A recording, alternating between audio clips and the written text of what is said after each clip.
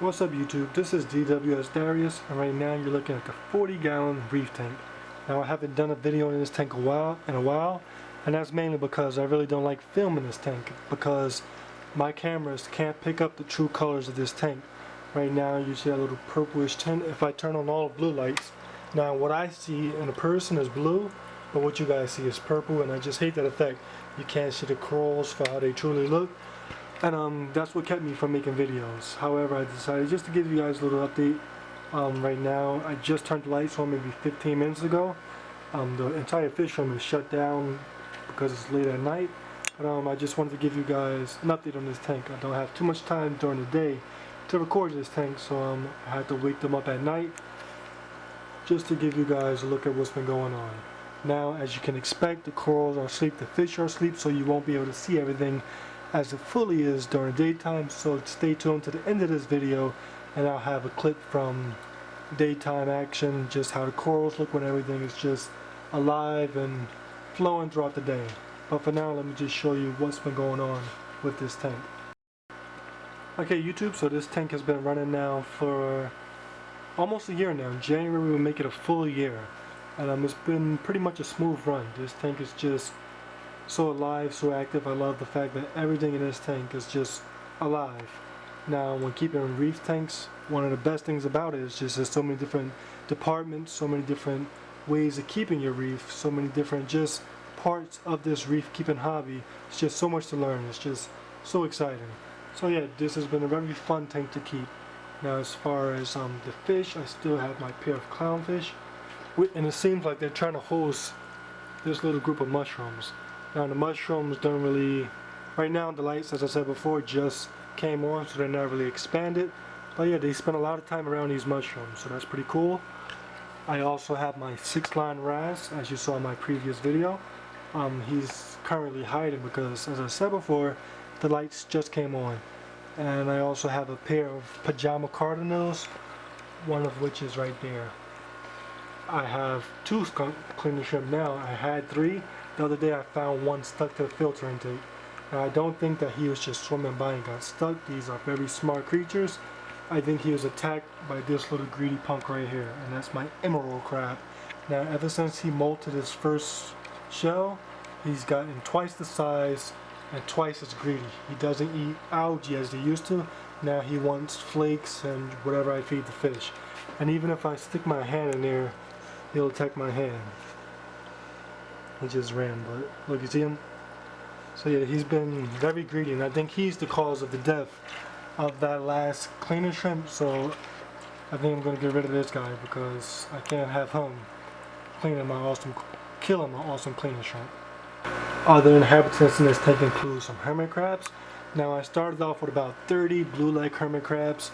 Then I went and added some yellow leg hermit crabs, and that was a big mistake. Those yellow leg hermit crabs got much bigger and apparently much more aggressive. They killed all my blue leg hermit crabs, and then they started to kill each other. So now it went from about 40 hermit crabs to about 6, and these yellow leg hermit crabs got a lot bigger. I don't know if I could, I'm not sure where they at right now. You got one right there on the rock right there. That's one of the smaller ones. Some of them are in some pretty big shells. That's another one back there, but he's not even the biggest. So yeah, that was another.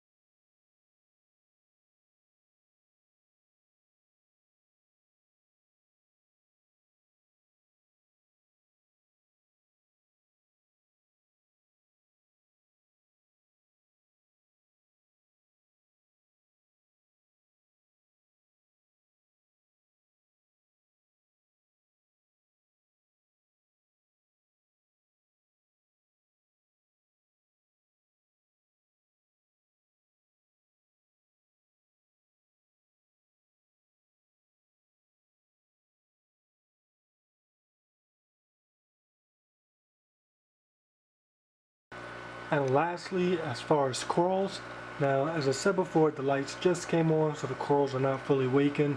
You can't see them as they are during the day. However, stay to the end of this video and I will show you some of that daytime action. But let me just show you what I have in the tank. So back there is some xenia.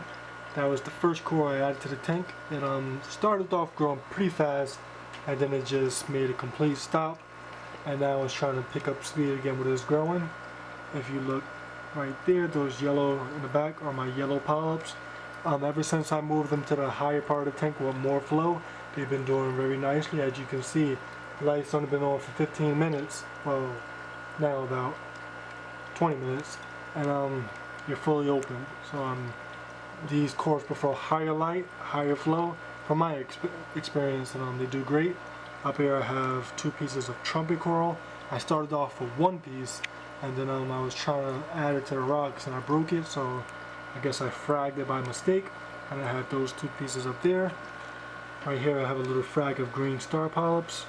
I have a devil's hand leather coral. During the day this thing expands twice the size it is now, so that's pretty cool.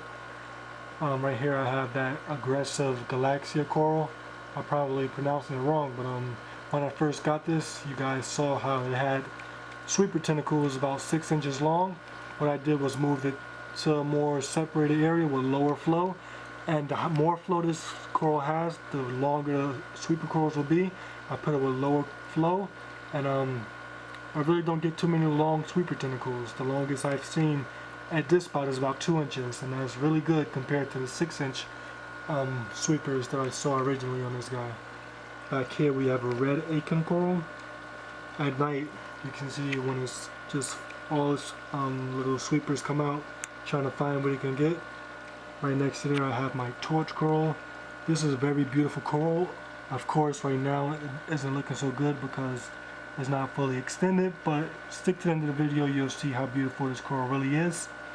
Up here is my Frogspawn. This is definitely my favorite coral. I love the color, I love the size when it's fully open. I wish my clownfish will host that, but they're going to do what they want to do. If we come up here, I have just a few little frags of zoas. I took them off the frag plugs and just glued them to this rock. And then I have more zoas just scattered across the tops of those rocks. If we come to this side, I mounted some of these button polyps to the rock and they're doing pretty nicely. This one started off with 3 heads, and ever since I glued it to this rock it now has about 7 heads. That one back there, this one is doing well as also. And this is this big clump of this big colony I got right here. When they arrived, half of them were like dead. Ever since then they've replaced most of the dead heads with live heads, and it's been recovering slowly but surely. And then, as I showed you before, the red mushrooms that the clownfish love. And then I have this ultra mushroom right here. I just got this the other day. It's a pretty nice coral, pretty small but pretty nice. Now a lot of times I see corals on the internet, I think that they look bigger than they actually are. When I get them I'm disappointed because they're just so tiny, but it is what it is. Right here is a blue mushroom. Not really looking too blue. If I turn the blue lights on you'll see that better color. However, as I said before, the camera does a bad job picking up that color. And right here is my Duncan coral. It's, right now it's not looking too good because it's asleep, but during the day it looks great. Okay, so let's look at everything that I have as far as the livestock and what's going on in this tank. As far as the filtration, I still use my hang on the back, my protein skimmer. I added an extra circulation pump. I have the smaller one first facing down to get that inward flow, and I have that larger one for the surface agitation. And yeah, that's pretty much it. I do weekly water changes to keep just everything balanced, to keep the salt levels right and everything like that. But as I said before, this tank is just very cool. Pretty soon I'll produce a video just about some tips I can give for the saltwater community, for those of you who haven't yet made that plunge into the saltwater world, because it is a very great experience to have in your fish keeping life. But now let me show you how this tank looks when everything is alive and just fully functioning.